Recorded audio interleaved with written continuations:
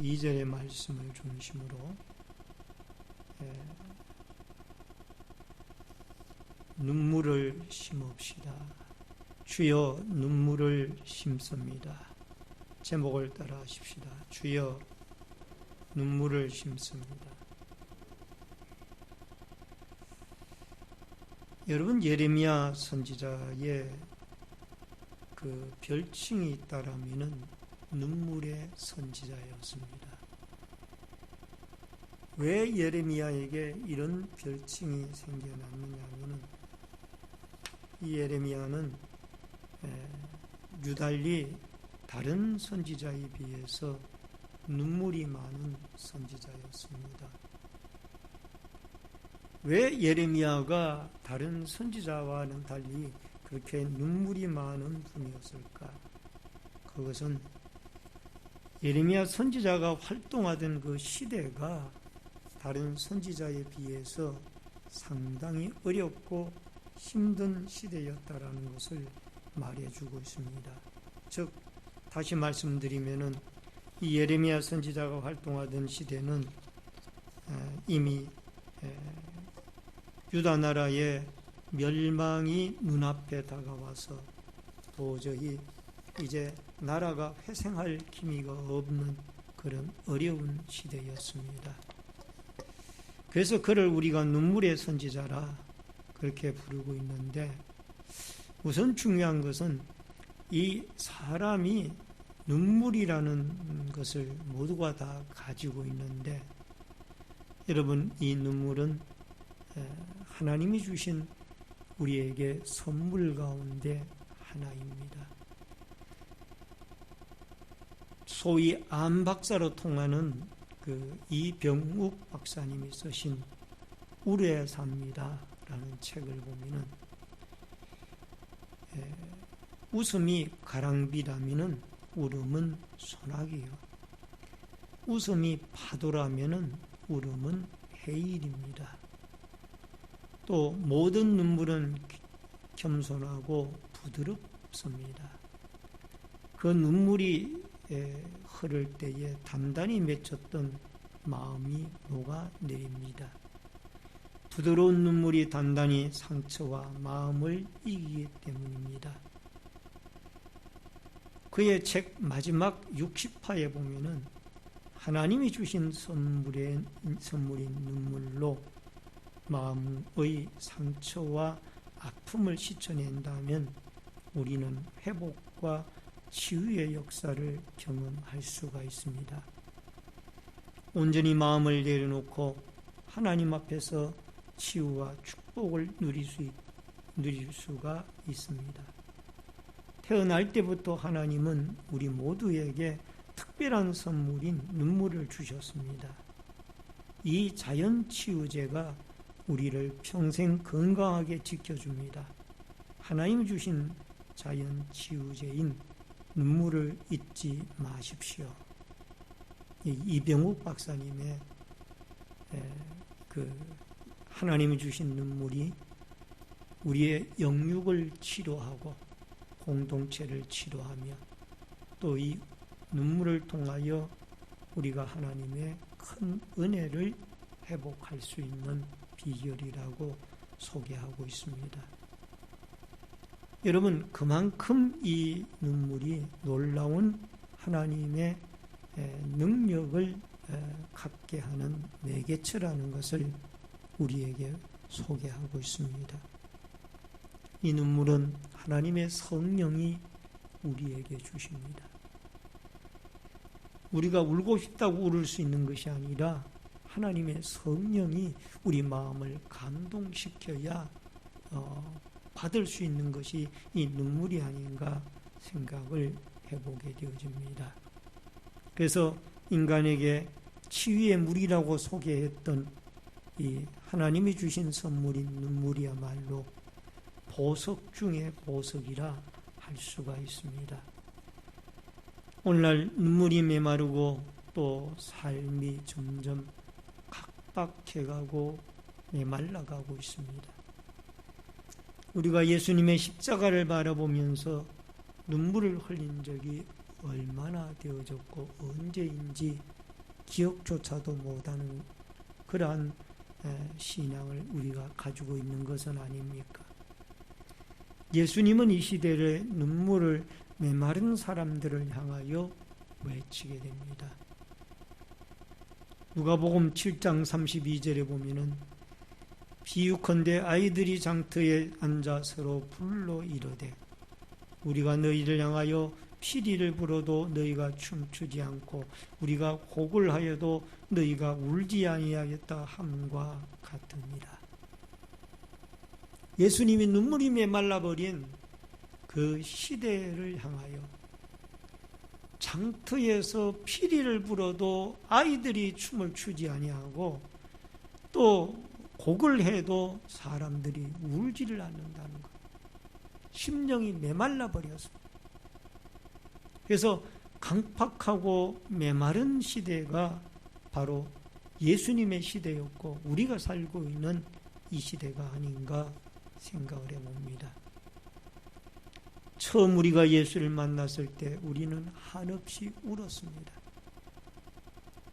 지금까지 죄인으로 살아온 우리의 죄를 하나님이 독생자 예수 그리스도의 희생의 제물로 우리를 구속해 주시는 그 구원의 은총과 구속의 은총이 너무 감사해서 우리는 사랑의 눈물을 흘렸습니다. 감격의 눈물을 흘렸습니다. 그러나 그친 세파와 이 풍파에 시달리면서 언젠가부터 우리는 이 눈물이 메말라서 우리의 삶의 현실 속에서 하나님 앞에 눈물이 없는 그런 메마른 삶을 살아가고 있습니다. 오늘 여러분, 예레미야는 유다 나라가 멸망되어져 가고 자기의 동족인 이 유다 나라가 사륙을 당하고 포로로 붙잡혀갈 그 모든 일들을 그가 선포하고 또 미래를 내다보니 눈에 눈물이 나오고 목에 애통의 곡이 나오게 되어지는 것. 오늘 예레미야의 눈물의 기도, 또 그의 눈물의 선지자의 활동을 바라보면서 오늘 눈물을 통한 하나님 앞에 은혜를 심어 하나님 앞에 열매를 얻게 되어지는 좋은 축복의 역사가 있어지기를 주의 이름으로 축원합니다. 우선 회개의 눈물입니다. 1절 말씀을 같이 읽겠습니다. 예레미야 9장 1절. 어찌하면 내 머리는 물이 되고 내 눈은 눈물의 근원이 됐고 죽임을 당한 딸 내 백성을 위하여 주야로 울리로다. 여러분, 시편 6편 6절에 보면은 내가 탄식함으로 피곤하여 밤마다 눈물로 내 침상을 띄우며 내 요를 적시나이다. 다윗에 대한 이야기입니다. 다윗은 왕이었습니다. 주의 일도 많이 하고 하나님 기쁘신 뜻대로 백성들을 통치했습니다. 그러나 한순간 그가 잘못하여 간음죄와 살인죄를 범했고 거기에다가 속이고 죄를 감추는 죄까지 범했습니다. 그러나 하나님의 선지자인 나단 선지자가 그에게 보내져서 그를 책망하게 되어지고 그때로부터 다윗은 자기의 죄를 깨닫고 밤마다 침상을 눈물에 뜰 정도로 회개의 기도를 했습니다. 아마 성경에서 인물 중에 가장 눈물을 많이 흘린 사람이 있다라면 다윗일 겁니다. 다윗은 그가 얼마나 눈물을 많이 흘렸던지 주여 주의 병에 내 눈물을 담으소서. 눈물을 주의 병에다가 담아 달라라는 그 말씀을 할 정도로 그는 눈물을 많이 흘렸고 밤에 잘 때까지 침상이 눈물에 뜰 정도로 밤마다 그는 눈물을 흘리며 세월을 보냈던 것을 보게 되어집니다. 아주 힘들고 어려운 때에도 그는 하나님 앞에 진노를 거두어 달라라고 눈물의 기도를 드립니다. 시편 6편 1절에 보면 이런 말씀이 나옵니다. 여호와여 주의 분노로 나를 책망하지 마오시며 주의 진노로 나를 징계하지 마옵소서. 다윗은 자기의 범죄함을 알았고 하나님의 진노를 알았습니다. 그래서 하나님께서 나의 주의 분노로 나를 책망하지 마시고 주의 진노로 나를 징계하지 말아 달라라고 하나님 앞에 긍휼을 구하는 기도를 드렸습니다. 시편 6편 2절에 보면은 여호와여 내가 수척하여 싸우니 내게 은혜를 베푸소서. 여호와여 나의 뼈가 떨리오니 나를 고치소서. 다윗은 뼈가 떨린다라고 말씀을 하셨습니다. 그리고 나를 고쳐달라고 말씀을 하셨어요. 시편 6편 3절에 보면은 내 영혼도 매우 떨려오니 여호와여 어느 때까지니까. 육신의 뼈만 떨리는 것이 아니라 내 영혼도 떨린다라고 그랬습니다. 하나님의 진노를 생각을 하고 자신의 죄를 생각을 하게 되어질 때 육신의 뼈가 떨리고 영혼의 뼈가 떨리게 되어지는 거예요. 시편 6편 4절에 보니까 여호와여 돌아와 나의 영혼을 건지시며 주의 사랑으로 나를 구원하소서. 곁에 있는 하나님이 마치 멀리 떠나간 것처럼 생각을 했고 하나님의 사랑으로 이 고통과 죄악 가운데서 자기를 구출해 줄 것을 말씀을 하고 있습니다. 시편 6편 6절에 내가 탄식함으로 피곤하여 밤마다 눈물로 내 침상을 띄우며 내 요를 적시나이다. 침상을 눈물로 띄우고 자기의 요를 눈물로 적신다라. 다윗은 자기가 범죄한 이후에 그가 밤이나 낮이나 회개의 기도를 드리면서 그가 베개를 적시고 눈물로 요를 적시는, 침상을 적시는 이런 경험을 하게 되어졌던 것입니다. 여러분, 눈물은 우리의 죄를 하나님 앞에 고백하고 하나님의 긍휼과 자비를 구할 때에 가장 아름다운 보석이 눈물의 회개 기도입니다. 천부여 어지없어서 손들고 왔사오니 주 나를 멀리 박대하시면 내가 어디 가오리까. 그 찬송과 내용 가운데서도 나옵니다마는 인내하신 구세주여 나를 부르소서. 죄인오라 하실 때에 나를 불러주소서. 인내하신 주님에게 죄인오라 하실 때에 나를 불러달라는 거예요. 내가 죄인이라 그 말. 오늘 여러분과 제가 하나님 앞에 이 우리의 죄를 내어놓고 너희 죄가 주홍같이 붉을지라도 양털같이 희게 되리라고 주님이 이사야 선지자를 통하여 말씀하셨는데 우리의 모든 죄를 하나님 앞에 눈물의 기도를 통하여 하나님 앞에 회개의 기도를 통하여 내려놓고 또 눈물을 흘리게 되어질 때 우리의 모든 죄는 주님 앞에 용서를 받고 하나님은 우리의 죄를 긍휼히 여기시고 용서의 하나님이신 줄로 믿습니다. 그 다음에 크게 두 번째로 고난의 때에 눈물로 기도해야 합니다. 이사야 38장 1절과 3절에 보면은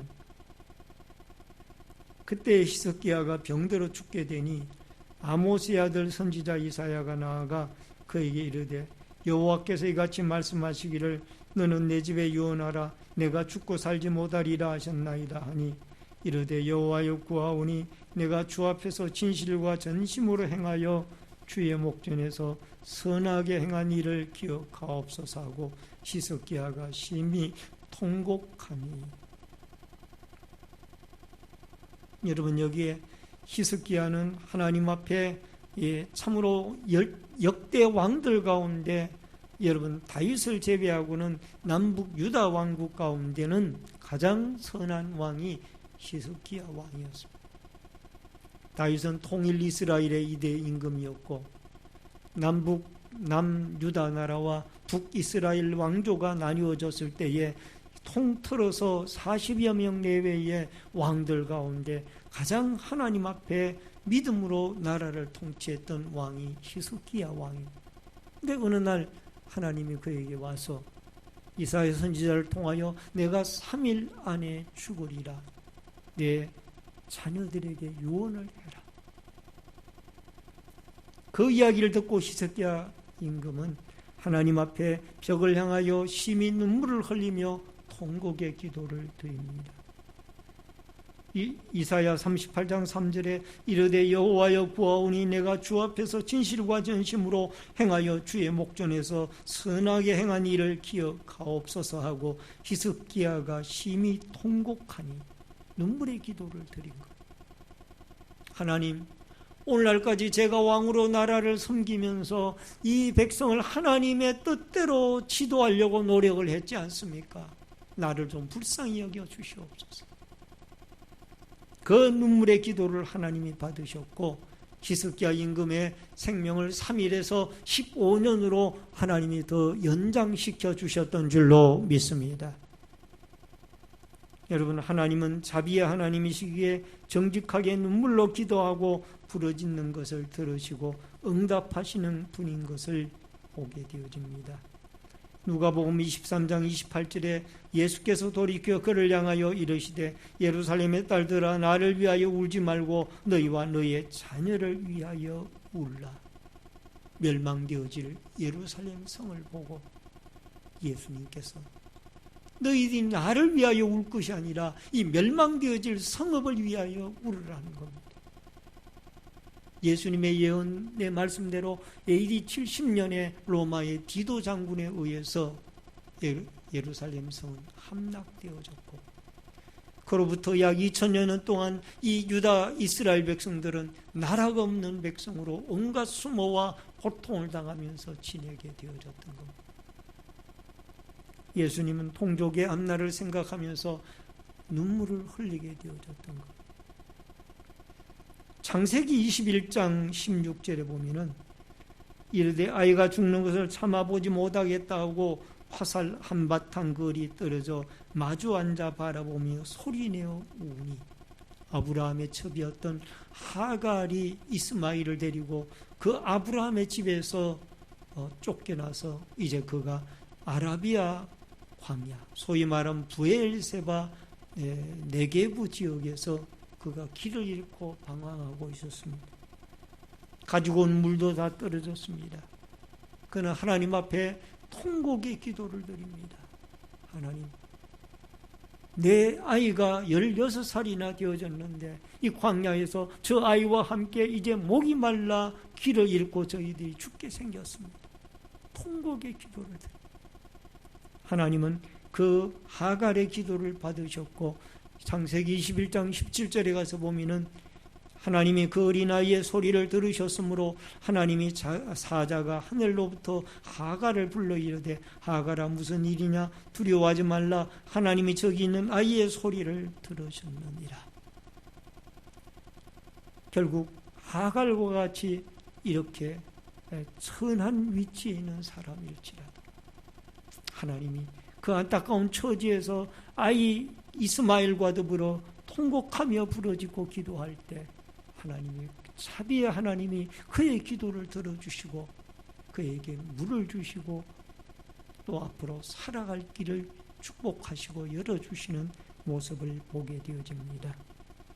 그러므로 오늘 여러분과 제가 하나님 앞에 이 고난의 때에도 우리가 통곡하고 눈물로 기도하게 되어지면 하나님은 빈부귀천을 막론하고 누구의 기도든지 믿음으로 주 예수 그리스도의 이름으로 기도하는 그 기도를 들으시고 그 눈물의 기도를 받으시고 고난과 고통의 현장에서 우리를 구출해 주시는 살아계신 하나님이 눈물의 기도를 받으시고 역사해 주실 줄로 믿습니다.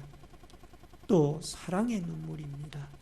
로마서 12장 15절 말씀을 같이 읽어주시겠습니다. 시작.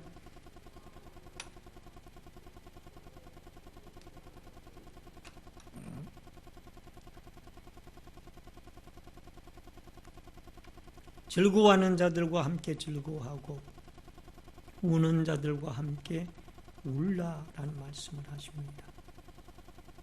여러분, 예수를 믿는 것은 세상 사람들과 같이 예수를 믿으면서 세상 사람들과 동떨어져 사는 것이 아니라 같이 뒤섞여서 살아야 됩니다.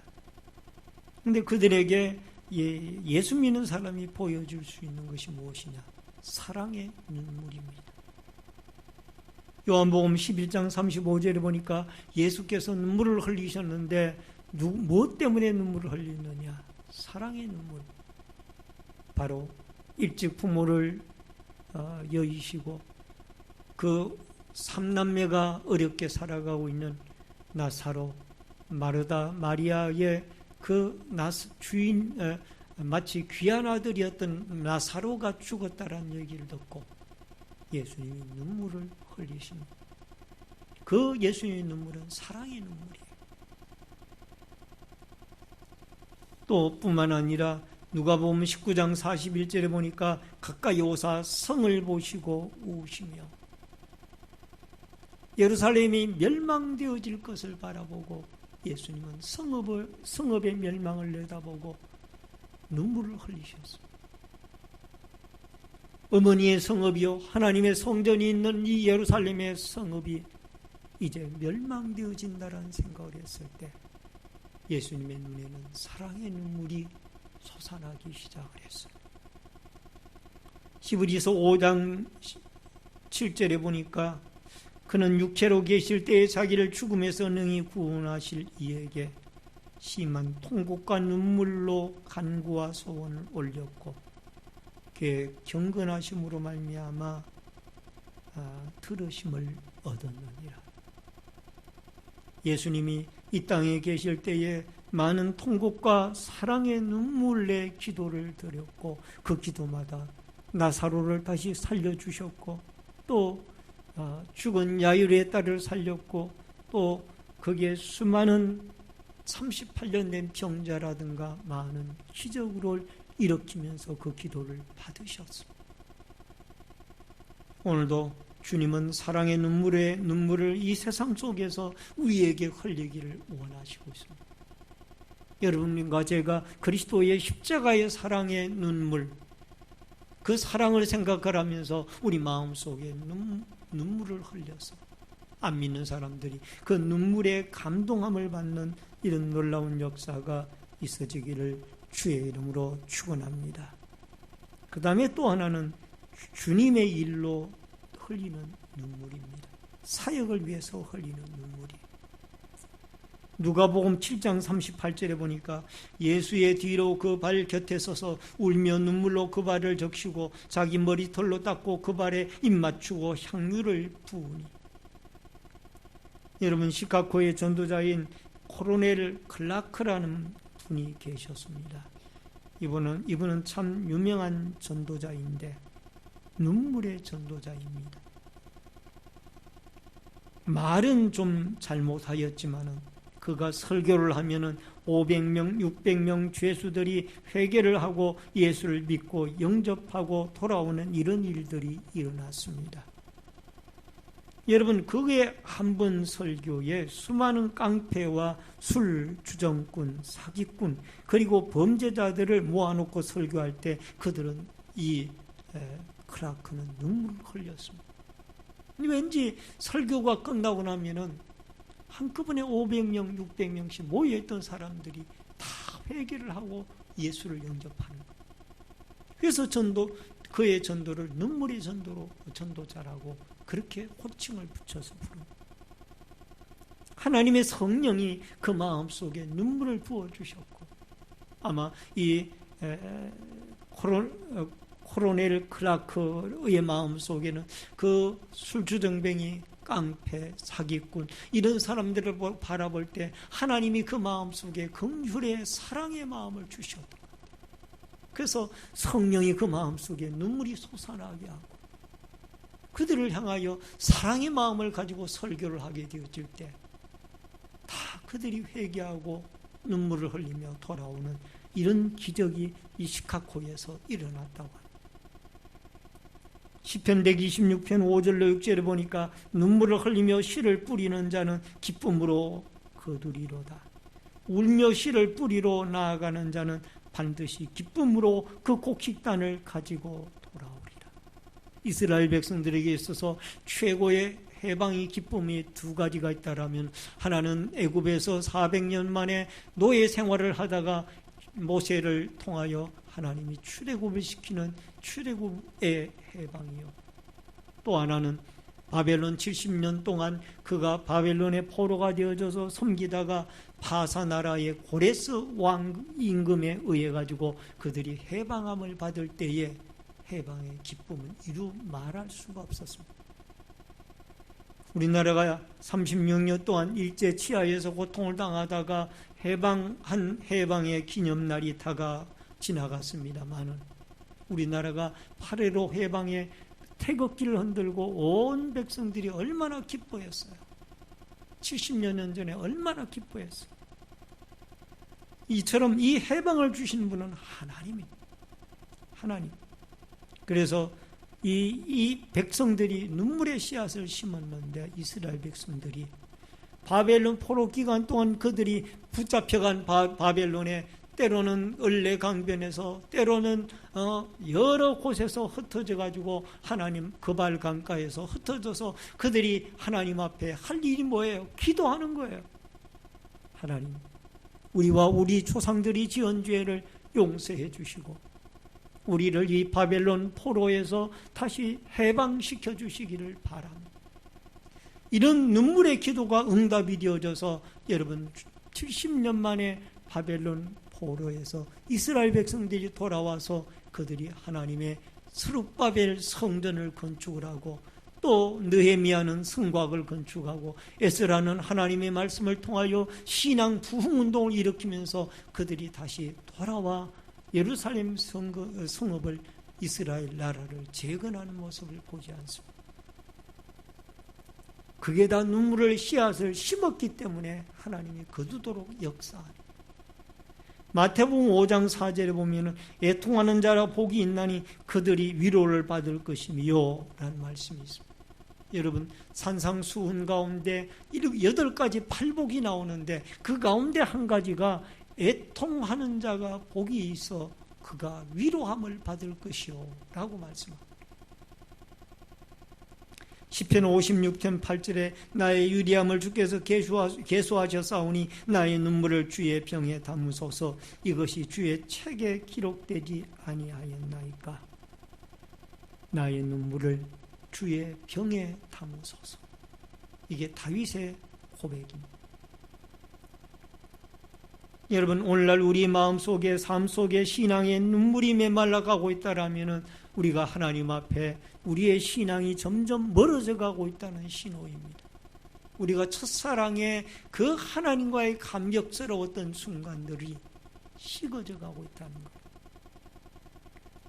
여러분, 울음의 7법칙이라는 이 이병욱 박사님의 울어야 삽니다라는 책에 제6 나오는 그 말씀이, 이런 말씀이 나옵니다. 울음의 7무법칙. 첫 번째가 무조건 운다. 두 번째가 무차별적으로 운다. 세 번째가 무시로 운다. 네 번째가 무수히 운다. 다섯 번째가 무릎을 꿇고 운다. 여섯 번째가 무한을 당하더라도 운다. 일곱째가 무엇보다도 먼저 운다.